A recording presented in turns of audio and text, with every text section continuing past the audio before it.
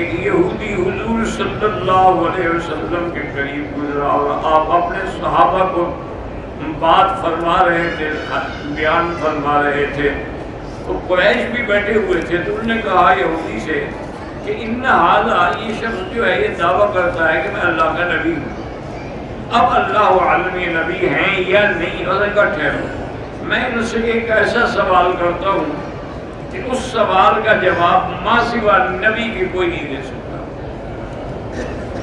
قال وجاءه حتى جلس، آگے حضور کے پاس بیٹھا اور اس نے سوال کیا کہ یا محمد صلی اللہ علیہ وسلم مما يخلق الانسان، اور نے کہا حضور مجھے یہ بتائیں کہ انسان کس چیز سے پیدا ہوا ہے؟ فقال یا یہودی من کل يخلق من النطفة نطفۃ الرجل و نطفۃ المرأة، آپ نے فرمایا کہ ہر انسان جو ہے وہ مرد اور عورت دونوں کے پانی سے پیدا ہوتا ہے۔ فَأَمَّا نُطْفَةُ الرَّجُلِ وَنُطْفَةٌ غَلِيظَةٌ مِنْهَا الْعَظْمُ وَالْعَصَبُ، مرد کا جو نطفہ ہے، جو منی ہے،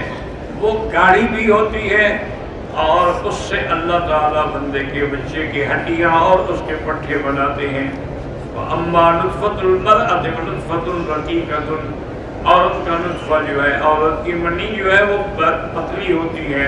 اس سے اللہ تعالیٰ بچے کے گوشت اور خون پیدا فرماتے ہیں۔